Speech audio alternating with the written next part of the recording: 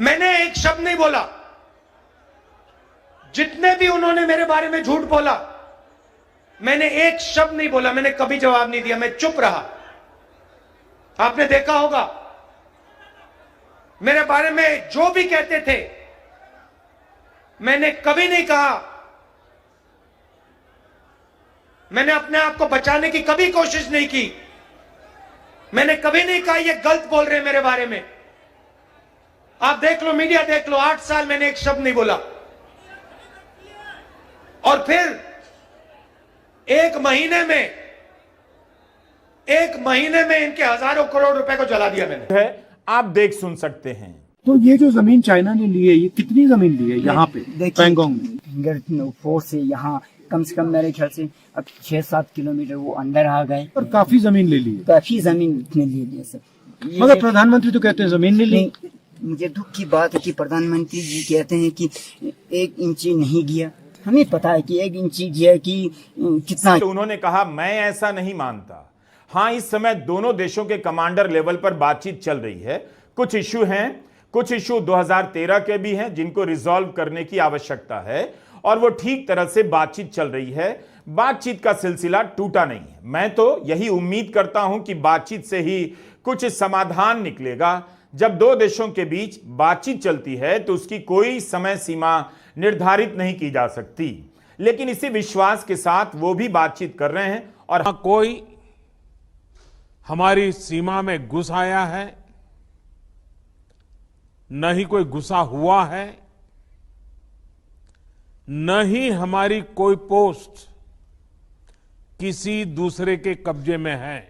जब ना कोई सीमा में घुसा है और कब्जा किया है तो चीन के साथ किस बात के लिए बातचीत हो रही है? जाहिर है पत्रकार, एक्सपर्ट और नेता सवाल करेंगे, अपने सवालों से, भाषणों से जवाब हासिल करने का प्रयास करेंगे, सरकार को मजबूर करेंगे। इन सवालों को लेकर कोई कोर्ट चला जाता है और कोर्ट को भी इस अधिकार की रक्षा करनी चाहिए। चीन के मामलों के जानकार हैं ब्रह्मा चेलानी। उनका 31 जुलाई का एक ट्वीट है, उसके बारे में आप दर्शकों को जानना चाहिए। हिंदी के 3rd क्लास अखबार आपको कभी नहीं बताएंगे।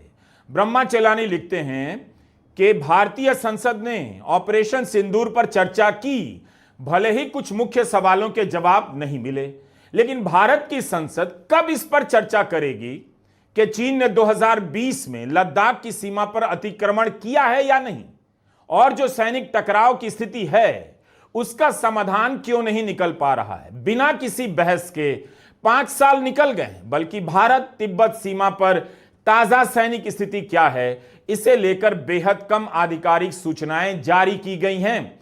31 जुलाई 2025 को चीन के मामलों के एक्सपर्ट ब्रह्मा चेलानी ये सवाल अपने ट्वीट में उठा रहे हैं, यानी उन्हें भी इसका जवाब अभी तक नहीं मिला है। वे चाहते हैं कि संसद में बहस हो और वहां से जवाब निकल कर आए। चीन ने भारत के कितने हिस्से पर कब्जा किया है, यह केवल राहुल गांधी का प्रश्न नहीं, ब्रह्मा चेलानी का भी है और आपका भी होना चाहिए। यह उदाहरण इसलिए दे रहा हूं ताकि आप जान सकें कि राहुल का यह सवाल हवा में नहीं है और कहीं से भी गैर जिम्मेदार नहीं है। सवाल है कि अगर सरकार आधिकारिक रूप से कुछ बताए ही ना, तो एक सच्चा देशभक्त, एक सच्चा भारतीय कैसे जान पाएगा कि उसके देश की सीमा का जरा भी हिस्सा दुश्मन के कब्जे में है या नहीं? क्या सरकार का हर झूठ अब सच मान लिया जाएगा कि वह जो बोल रही है उसी को दोहराते रहना है? तब फिर कोर्ट को एक और काम करना चाहिए। जितनी भी स्याही कलम में बची है उससे एक ही बार में लिख देना चाहिए, भारत में सरकार जो बोलती है वही रिकॉर्ड है, बाकी सब झूठ है। इसलिए भारत में प्रेस की जरूरत नहीं, विपक्ष की जरूरत नहीं। कम से कम सरकार ही यह कानून बना दे कि सरकार के किसी आंकड़े को चुनौती अब नहीं दी जाएगी। अगर देनी है तो उसी सरकार से पूछकर दी जाएगी कि वह इसे सही मानती है या नहीं। आपको हमने राजनाथ सिंह का जवाब बताया, एस जयशंकर का जवाब बताया, ब्रह्मा चेलानी के ट्वीट के बारे में बताया। अब अखिलेश यादव का एक बयान सुनाना चाहते हैं। इसी बार ऑपरेशन सिंदूर पर जब चर्चा चल रही थी लोकसभा में, तब अखिलेश यादव ने मोदी सरकार से पूछा कि 2014 के पहले भारत का क्षेत्रफल कितना था और अब कितना बचा है। कम से कम देश के सामने एक सबसे महत्वपूर्ण सवाल, उसका जवाब सरकार की तरफ से आना चाहिए क्योंकि हमारी सीमा पर जो सुरक्षा है, जो रक्षा करने वाले हमारे सेना के लोग हैं, वो हमारी सीमाएं सुरक्षित रखते हैं। लेकिन हमारे भारत का क्षेत्रफल क्या है, और सरकार को कम से कम ये जानकारी देनी चाहिए सदन को, देश की जनता को, कि जिस समय सरकार में ये भारतीय जनता पार्टी आई है और आज जब हम सदन में चर्चा कर रहे हैं, तो हमारे भारत का क्षेत्रफल क्या है, कम से कम क्षेत्रफल पता होना चाहिए। क्योंकि जब हम सवाल पूछते हैं, और जो सवाल पर्यटक पूछ रहे थे कि कुछ ऐसे लोगों को सरकार की ओर से चारों तरफ से चाक चौबंद सुरक्षा घेरा क्यों दिया जाता है, वो जो बाद में ठग साबित होते हैं, जो हमारी रक्षा क्यों नहीं की गई। तो यह सवाल वाजिब है। इस सवाल को कोर्ट की टिप्पणी से खत्म नहीं किया जा सकता। देश की संप्रभुता से जुड़े सवालों को प्रोत्साहन मिलना चाहिए, ना कि कहां और कैसे बोलना है इसे लेकर नसीहत देनी चाहिए। जब से राहुल गांधी नेता प्रतिपक्ष बने हैं, संसद के भीतर भी उन्हें लेक्चर दी जाती है। कई बार सुनाई देता है बहस के दौरान कि नेता प्रतिपक्ष को कैसे बोलना चाहिए, नेता प्रतिपक्ष को कैसे बैठना चाहिए, नेता प्रतिपक्ष को क्या बोलना चाहिए और देश का नेता प्रतिपक्ष कैसा होना चाहिए। और मैं आपको बताऊं, जिस नेता की आप अपने की बात करते हैं, 2 बार देश की जनता ने लीडर ऑफ ऑपोजिशन बनने के लायक भी नहीं दिया। एक बार तो अमेठी की जनता ने हरा दिया, और अगर रो धोकर लीडर ऑफ ऑपोजिशन बन भी गए तो मैं कहना चाहता हूं, अब वो एलओपी से, किरण जी पूछ रहे हैं भाई, पार्लियामेंट्री अफेयर मिनिस्टर को तो मुझे बताना पड़ेगा, एलओपी लीडर ऑफ ऑपोजिशन से एलओपी उनके एजेंडे पे केवल भारत का विरोध है, भारतीय सेना का विरोध है, और भारत के प्रधानमंत्री का विरोध करना ही लिखा है। और अब सुप्रीम कोर्ट की यह टिप्पणी भी इसमें जुड़ जाती है कि नेता प्रतिपक्ष को क्या करना चाहिए। वैसे अभिषेक मनु सिंघवी, जो इस मामले में राहुल गांधी की तरफ से पैरवी कर रहे थे, उन्होंने कहा है कि यह एक टिप्पणी मात्र है और इस पर ज्यादा चर्चा हो रही है, जबकि अदालत की बेंच ने ज्यादातर बातें राहुल गांधी के हक में कही हैं। लेकिन यह बात अब केवल सुप्रीम कोर्ट की टिप्पणी तक ही सीमित नहीं है। बीजेपी ने इस पर प्रतिक्रिया दी है। बीजेपी के मंत्री, मोदी सरकार के मंत्री बोलने लगे हैं, उन्हें मौका मिल गया है बोलने का, इसलिए पहले इस पर जरूरी है, फिर अभिषेक मनु सिंघवी की बात पर हम आएंगे। सुप्रीम कोर्ट के जस्टिस दीपांकर दत्ता की यह टिप्पणी राहुल गांधी को लेकर थी, लेकिन यह टिप्पणी उस बड़े फलक का खाका भी खींचती है जिसके भीतर से आने वाली हर तरह की आवाज सरकार की लगती है और जिसके विरोध में आने वाली आवाज भारत के खिलाफ बताई जाती है।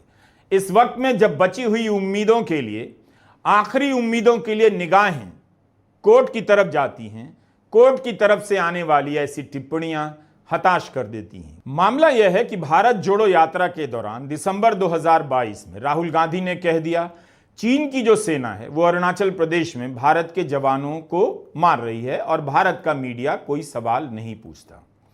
इस बयान का खंडन एस जयशंकर ने लोकसभा में कर दिया था। फिर इसके बाद बॉर्डर रोड ऑर्गेनाइजेशन के पूर्व निदेशक उदय शंकर श्रीवास्तव को मानहानि का केस करने की क्या जरूरत थी। बीआरओ से रिटायर हुए हैं और मानहानि का केस कर रहे हैं। 2020 में रिटायर हुए। अब हम आपको एक और चीज बताते हैं। 2021 में मोदी सरकार ने एक गाइडलाइन जारी की कि जो भी खुफिया और सुरक्षा से संबंधित विभागों से रिटायर हो रहा है वो अपने संस्थान के प्रमुख की पूर्व अनुमति के बिना किताब या कोई भी ऐसी चीज प्रकाशित नहीं कर सकता जो उस संस्थान और उससे जुड़े लोगों के बारे में है। जब वो कुछ भी प्रकाशित नहीं कर सकते हैं तो बीआरओ के चीफ के निदेशक के पद से रिटायर उदय शंकर श्रीवास्तव राहुल गांधी के बयान को चुनौती देने कोर्ट चले जाते हैं। उनके पास क्या ऐसी कोई जानकारी है जिसके आधार पर वो राहुल गांधी को चुनौती दे रहे हैं? क्या इसके लिए उन्होंने अपने विभाग के प्रमुख से अनुमति ले ली है? हम आगे बढ़ने से पहले एक और प्रसंग के बारे में आपको बताना चाहते हैं। दरअसल जब तक आप इन प्रसंगों किस्सों को नहीं जानेंगे, सुप्रीम कोर्ट की टिप्पणी के व्यापक रूप को नहीं समझ सकते। 2023 में एक वाकया हुआ। सेनाध्यक्ष के पद से रिटायर जनरल नरवाने की आत्मकथा आने वाली थी। किताब का कवर भी मीडिया में, सोशल मीडिया में जारी हो गया, कुछ हिस्से भी जारी हुए और खबरें छप गईं, लेकिन वह किताब आज तक नहीं आई। सेना अध्यक्ष के पद से रिटायर व्यक्ति की किताब नहीं छप सकी इस देश में, कंट्री में। इस किताब में जनरल नरवाने ने लिखा कि अग्निवीर योजना के बारे में सेना को पता नहीं था। पूर्वी लद्दाख में चीन से टकराव को लेकर रक्षा मंत्री ने कहा कि जो उचित समझे वो करे।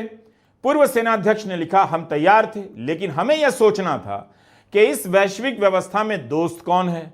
अगर चीन और पाकिस्तान ने एक साथ हमला कर दिया तो क्या होगा। यह सवाल तब उन्होंने सोचा कि चीन और पाकिस्तान एक साथ हमला करेंगे तो क्या होगा। क्या ऑपरेशन सिंदूर लॉन्च करने से पहले इसके बारे में सोचा गया था? लेकिन यह किताब रोक दी गई, आज तक नहीं आई। 1.5 साल गुजर गए।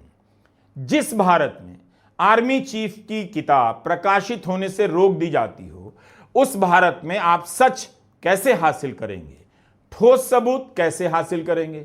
जाहिर है सवालों की धार तेज करेंगे ताकि सरकार बोलने के लिए मजबूर हो। लेकिन सेनाध्यक्ष के पद से रिटायर हुए जनरल नरवाने की किताब छपने से रोक दी गई। उस देश में नेता प्रतिपक्ष को और आम नागरिक को कैसे पता चलेगा चीन और भारत के बीच क्या हुआ? पूर्वी लद्दाख में चीन ने भारतीय हिस्से में अतिक्रमण किया है या नहीं? अरुणाचल प्रदेश में क्या हुआ? आपने जस्टिस दीपांकर दत्ता की टिप्पणी पर कई प्रतिक्रियाओं को सुना, लेकिन जब आप इन घटनाक्रमों और बयानों को जोड़कर देखते हैं तब समझ में आ जाता है, या ज्यादा साफ दिखता है कि हो क्या रहा है और होने क्या जा रहा है। नेता प्रतिपक्ष को क्या बोलना है, इस पर टिप्पणी से बचना चाहिए। क्या बोलना है, क्या अदालत तय कर सकती है, लोग पूछ रहे हैं।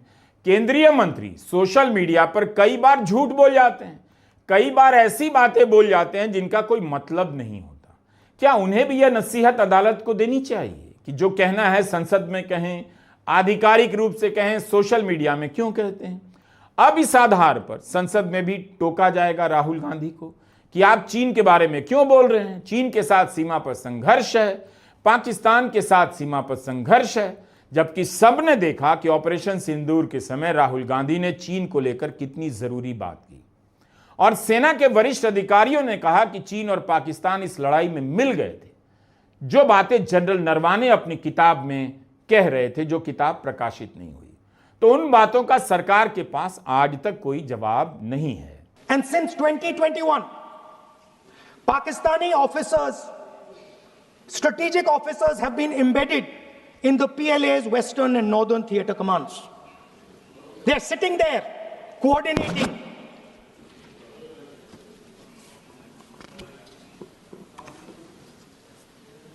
So it is important to understand that you did not have political will, that you did not give freedom of maneuver. But there is another problem. And the problem is that we are now facing not just China, not just Pakistan, but China and Pakistan fused as one militarily. Speaker, sir, it is dangerous in this time for the Prime Minister to use the forces to protect his image. It is dangerous for the country. The forces